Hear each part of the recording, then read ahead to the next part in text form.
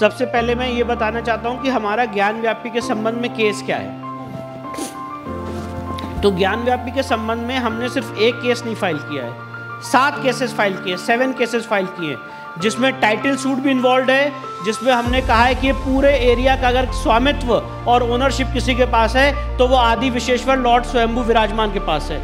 इसके साथ साथ हमने वहाँ पे उस पूरे परिसर में, जिसे खसरा नंबर 9130 कहते हैं, उसमें हमने पूजा का अधिकार भी मांगा है, इस कॉन्सेप्ट से कि वहाँ पे अलग अलग हिस्से में, उस तथाकथित मस्जिद के अलग अलग हिस्सों में हिंदू देवी देवता विराजमान थे जिनकी पूजा पाठ होती चली आ रही थी, चाहे वो लॉर्ड हनुमान हो, लॉर्ड गणेश हो, माँ श्रृंगार गौरी हो, प्रत्यक्ष अप्रत्यक्ष देवता हो।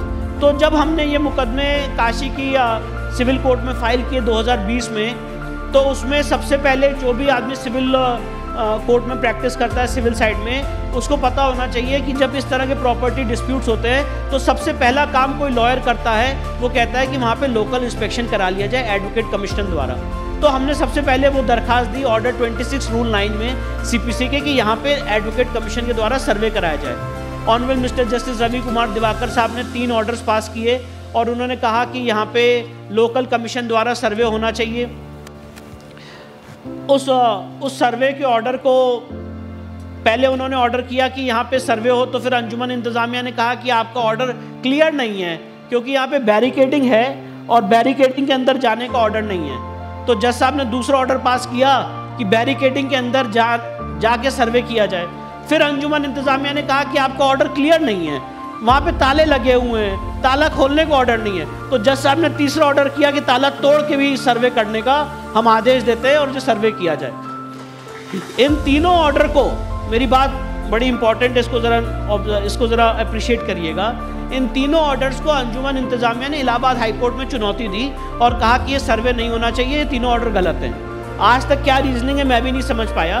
बहरहाल 21 अप्रैल 2022 को इलाहाबाद हाई कोर्ट की बेंच ने उनकी पिटीशन डिसमिस कर दी और कहा कि नहीं, ये सर्वे होना चाहिए, इसमें आपको कोई प्रेजुडिस नहीं है, ना आपकी ढांचा गिर रहा है ना टूट रहा है। लोग जाएंगे अंदर, फोटोग्राफी वीडियोग्राफी करेंगे और कोर्ट में रिपोर्ट सबमिट करेंगे। इस ऑर्डर के बाद अंजुमन इंतजामिया ने, मैं आपके माध्यम से बताना चाहता हूं बहुत ही क्लियरली, अंजुमन इंतजामिया ने इस ऑर्डर को सकम किया।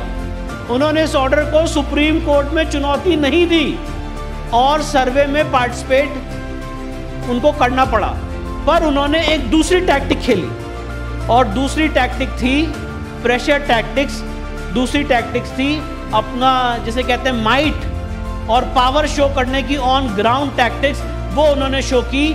और सर्वे के लिए 2 दिन निर्धारित थे, 6 और 7 मई सुबह 10 बजे से शाम के 5 बजे तक। सर्वे से ठीक पहले 5 मई को जो अंजुमन इंतजामिया के सेक्रेटरी हैं, उनका स्टेटमेंट आता है कि हम ये सर्वे नहीं होने देंगे। 6 मई को मैदागिन चौराहे से गेट नंबर 4, जिसका फासला शायद करीब 2 किलोमीटर होगा, उस 2 किलोमीटर में सिर्फ और सिर्फ मुस्लिम समाज के लोग थे और उनका यही इंटेंशन था कि ये जो एडवोकेट कमिश्नर की टीम है, ये गेट नंबर 4 तक ना पहुंच पाए, ये सर्वे ना हो पाए। हमें पता नहीं था। जब हम और मेरे पिताजी और हम लोग अपनी लीगल टीम होटल से निकली और सर्वे करने के लिए गेट नंबर 4 में जा रही थी, तो भारी मात्रा में मुस्लिम समाज के लोग वहां मौजूद थे और बहुत ही भयावह की स्थिति थी। और मैं बात इसलिए नहीं कह रहा हूं कि हम वहां पे डर गए, मैं बात इसलिए कह रहा हूं कि जिस तरह का उन्होंने माहौल बनाया था, कोई भी आदमी ऐसा होता तो उसको लगता कि it's impossible to go, because total hooliganism था, टोटल जिसे कह सकते हैं मॉबोक्रेसी थी। और उसके बीच में जब हम जा रहे थे तो मैंने अपने पिताजी से यही कहा कि शायद आज हम गेट नंबर 4 तक नहीं पहुंच पाएंगे, पॉसिबल ही नहीं है। तो उन्होंने मुझसे एक बात कही और उस बात ने मुझे जैसे लगता है जैसे एक कमांडर अपनी सेना को पंप अप करता है। उन्होंने मुझसे कहा कि विष्णु, या तो आज हम गेट नंबर 4 तक पहुंचेंगे तब भी महादेव मिलेंगे, और अगर नहीं पहुंचेंगे तब भी महादेव मिलेंगे, तुम आगे बढ़ते रहो। उस 70 साल के बुजुर्ग ने, जो अस्थमा का पेशेंट है, और हम लोग गए और ये डिवाइन काम हुआ कि कुछ नहीं हो पाया। हम वहां पहुंचे गेट नंबर 4 में और हुआ भी वही, महादेव मिले, हुआ भी वही। 6 और 7 मई को सर्वे किया गया पूरे परिसर का, जिसमें बहुत सारे हिंदू साइंस और सिंबल्स मिले। उसके बाद अंजुमन इंतजामिया ने कहा कि एडवोकेट कमिश्नर बायस्ड है। तो एडवोकेट कमिश्नर भी चौंक गया कि अभी तो मैं सर्वे शुरू ही किया है, आउटर एरिया का सर्वे किया है, हर एक चीज वीडियोग्राफी हो रही है, फोटोग्राफी हो रही है, मैं बायस्ड कैसे हूं। उन्होंने 8 मई को, मेरे को एक एक डेट एक स्टोरी की तरह याद है, 8 मई 2022 को उन्होंने सिविल कोर्ट में दरखास्त लगाई कि एडवोकेट कमिश्नर बायस्ड है। 12 मई को honourable mister justice Ravi Kumar Diwakar साहब ने 3 एडवोकेट कमिश्नर नियुक्त कर दिए। उन्होंने कहा आपको एक बायस लग रहा है, हम 2 और नियुक्त कर दे रहे हैं, और कहा 14, 15 और 16 मई 3 दिन निर्धारित किए जिस दिन एडवोकेट कमिश्नर का सर्वे होगा। 14 मई को सर्वे हुआ, 15 मई को सर्वे हुआ, जिसमें जो 3 गुम्बद है उसके नीचे हिंदू मंदिर के कटे हुए शिखर मिले, वेस्टर्न वॉल की डिटेल्ड स्टडी की गई, जो नीचे तहखाने बंद थे उसमें हिंदू मंदिर के हिंदू पिलर्स मिले, घंटियां मिली, देवी और देवताओं की कटी हुई मूर्तियां मिली, संस्कृत के लिखे हुए श्लोक मिले, जो व्यास जी का तहखाना था उसमें बहुत सारी मूर्तियां मिली, संस्कृत के श्लोक मिले, हिंदू मंदिर के खंभे मिले। और उसके बाद 15 मई को शाम को जब हम मस्जिद के 3 गुम्बद के नीचे थे तो उस मस्जिद में इन्होंने भारी मात्रा की पेंटिंग की हुई है। मैं तो इसलिए बता रहा हूँ क्योंकि मैं अंदर गया था। भारी मात्रा की पेंटिंग की है और हर जगह कैलेंडर लगाया हुआ था मस्जिद के अंदर, ज्ञान व्यापी मस्जिद। और आप चौंक जाएंगे जब उस कैलेंडर को उठाया गया तो उसके नीचे से स्वास्तिक के चिन्ह, डमरू के चिन्ह मिले। उसके बाद जब मैं 15 मई को शाम को करीब सामने वजू टैंक के पास पहुंचा तो मुझे शक हो गया। अब ये पता नहीं, मैं डिवाइन, मुझे लगता है इंस्टिंक्ट्स हैं। तो वजू टैंक में इन्होंने क्या किया था, चालाकी से बहुत पानी भर रखा था। वो 3 फीट का वजू टैंक है और फर्स्ट फ्लोर पे है मस्जिद के, तो उन्होंने भारी मात्रा में वहाँ पानी भर रखा था कि कोई उसमें कुछ देख ना पाए। पर जब मैं उसके, और वो रेलिंग से बंद है, तो जब मैं उसके पास गया तो मैंने उसके बीच में एक गोल कलर की दीवार देखी। तो मैंने एडवोकेट कमिश्नर से कहा कि इसको कम किया जाए। तो उन्होंने कहा अरे इसको कैसे कम, सारे अंजुमन इंतजामिया के लोग आ गए, इसको कम नहीं कर सकते हैं, ये नहीं हो सकता है, वो नहीं हो सकता है। तो ऐसा जैसे कोई आदमी चोर की चोरी पकड़ता है, तो मुझे लगा कि यहाँ कुछ गड़बड़ है। तो मैंने एडवोकेट कमिश्नर से कहा कि नहीं, ये पानी कम होना चाहिए। तो उन्होंने कहा इसमें बहुत सारी मछलियां हैं, वो मर जाएंगी। Can you imagine, state government ने अगले दिन 16 मई सोमवार का दिन था, बुद्ध पूर्णिमा का, स्टेट गवर्नमेंट ने ऑक्सीजन लगाई कि मछलियां ना मरे। एग्जैक्टली, पानी 2 फीट कम किया गया। और जब हम सीढ़ी से लगा के बीचों बीच पहुंचे तो अपने आराध्य, अपने ईश्वर को 370 साल बाद जो वजू टैंक में थे, मैं देख के और मैं और मेरी लीगल टीम चिल्ला उठी, नमः पार्वती पते हर हर महादेव। और उसी क्षण ये निर्णय कर लिया कि आज आखिरी दिन है जब इस शिवलिंग के ऊपर वजू हो रहा है, आज के बाद हमें शिवलिंग पे वजू नहीं होने देंगे। और ईश्वर ने भी कुछ ऐसा करिश्मा किया।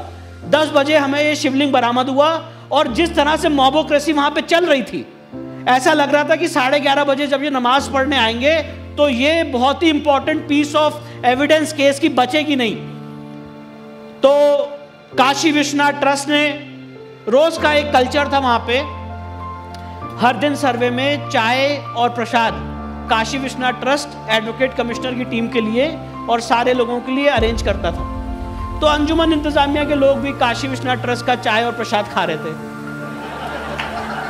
वो चाय और प्रसाद खा रहे थे और मैं गया सिविल कोर्ट, सिविल जज सीनियर डिवीजन के पास, और मैंने कहा जज साहब से कि साहब वहाँ पे शिवलिंग बरामद हो गया है, इस एरिया को सील कर दीजिए, नहीं तो ये 11:30 बजे आएंगे और इसको तोड़ देंगे। इतिहास का मुझे लगता है एक ऐसा करिश्मा था। सिविल जज सीनियर डिवीजन साहब ने हमारी एप्लीकेशन को, 1 पेज की एप्लीकेशन को, क्योंकि बहुत अर्जेंट सिचुएशन थी, ना एफिडेविट कराने का टाइम था, ना चीज़ें एक्सप्लेन करने का, 11 बजे रवि कुमार दिवाकर साहब ने हिस्टोरिकल ऑर्डर पास करते हुए उस वजू टैंक के एरिया को सील कर दिया।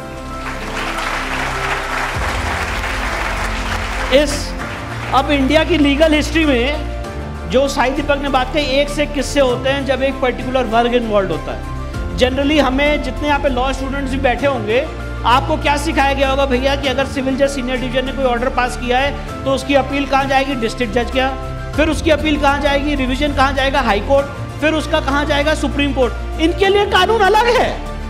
इंडिया की लीगल हिस्ट्री में पहली बार ऐसा हुआ कि एक सिविल जज सीनियर डिवीजन के ऑर्डर को सीधे सुप्रीम कोर्ट में चुनौती दी गई। Can you imagine? और सुप्रीम कोर्ट ने सुनवाई की 17 मई। मेरे बाबूजी को उस समय अस्थमा का अटैक पड़ गया था, क्योंकि वो सर्वे में अंदर गए थे तो हॉस्पिटलाइज हो गए। वो 17 मई को वो हॉस्पिटल के बेड पे थे और यहाँ पे सुप्रीम कोर्ट में हियरिंग होती है। सुप्रीम कोर्ट ने स्टे कर दिया ये पूरी प्रोसीडिंग।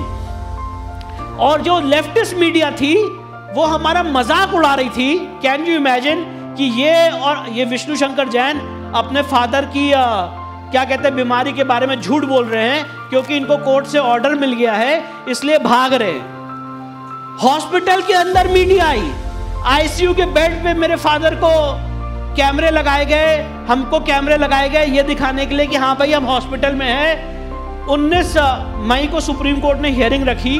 19 मई को मैं अपने फादर को लेके वाराणसी से दिल्ली पहुंचा और वहाँ पे 19 मई को मेरे फादर ने कहा कि विष्णु आज मैं कोर्ट नहीं जा पाऊंगा, मेरी हालत सही नहीं है। तो 19 मई को मैंने सुप्रीम कोर्ट में कहा कि इसको कल के लिए रख लीजिए, कल तक वो रिकवर हो जाएंगे, वो आपके सामने कल आएंगे। सुप्रीम कोर्ट ने, और मैं मेडिकल रिपोर्ट्स के साथ सुप्रीम कोर्ट पहुंचा था।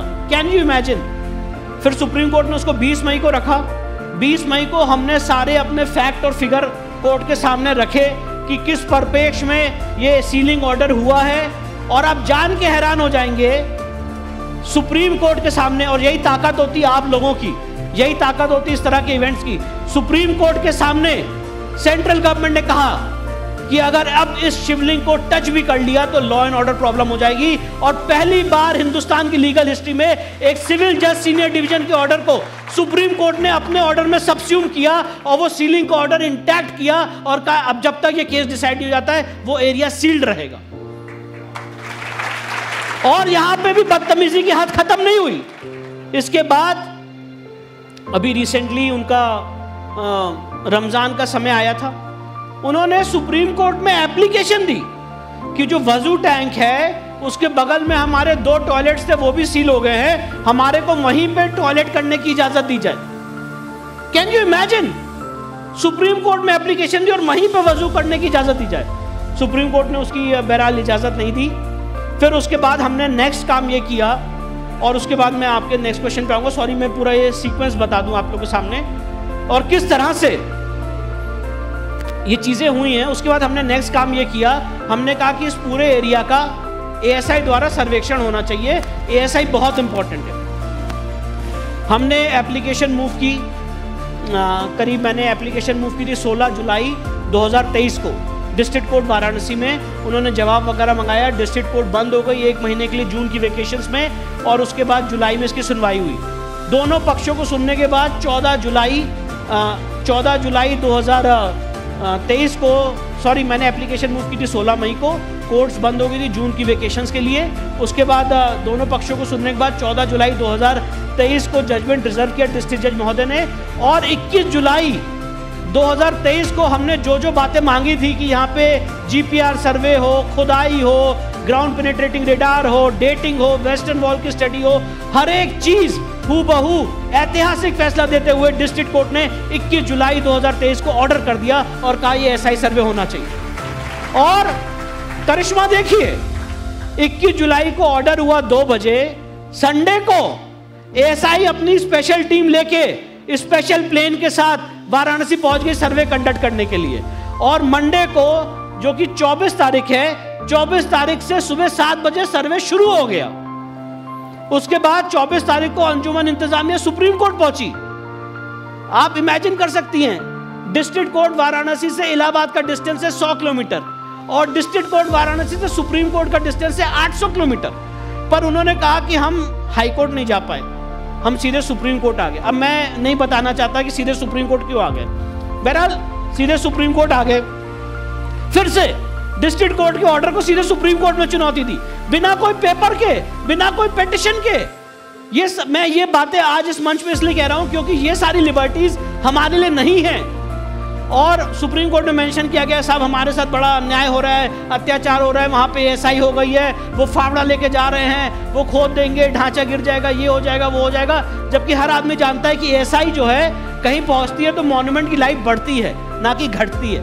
बहरहाल एनीवेज सुप्रीम कोर्ट ने कहा कि आप विद इन 2 डेज 26 तारीख को शाम के 5 बजे तक आप इलाहाबाद हाई कोर्ट में अपनी पिटीशन फाइल करिए और तब तक ये एएसआई का सर्वे स्टे रहेगा। उन्होंने 25 तारीख को 4 बजे इलाहाबाद हाई कोर्ट में पिटीशन फाइल की। इलाहाबाद हाई कोर्ट के चीफ जस्टिस साहब ने इस मामले को स्वयं सुना 4 बजे।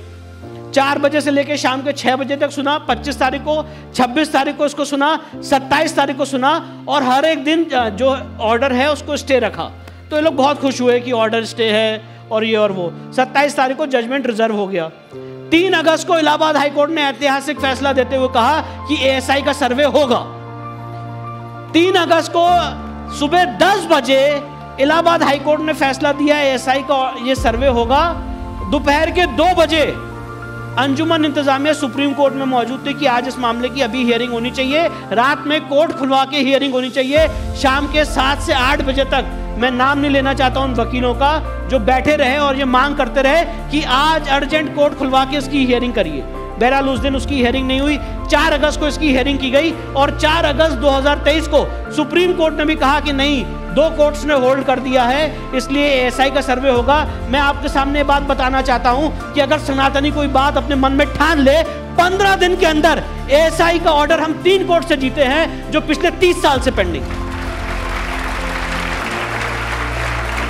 ये बातें मैं सिर्फ इसलिए बता रहा हूं कि जब एएसआई की रिपोर्ट आएगी, 11 दिसंबर कोर्ट ने लास्ट डेट फिक्स की है एएसआई के लिए अपनी रिपोर्ट दाखिल करने की। जितनी बातें मैं कह रहा हूं या जितनी मेरी नॉलेज या समझ है, उससे 10 गुना नॉलेज और समझ एएसआई की है। उससे ज्यादा चीजें जीपीआर सर्वे में निकल के आएंगी, जीपीआर रिपोर्ट्स में निकल के आएंगी। और जिस दिन एएसआई अपनी रिपोर्ट दाखिल करेगा, इस सनातन समाज के लिए, सारे शिव भक्तों के लिए, ज्ञान व्यापी में विश्वास करने वालों के लिए एक ऐतिहासिक क्षण होने वाला है।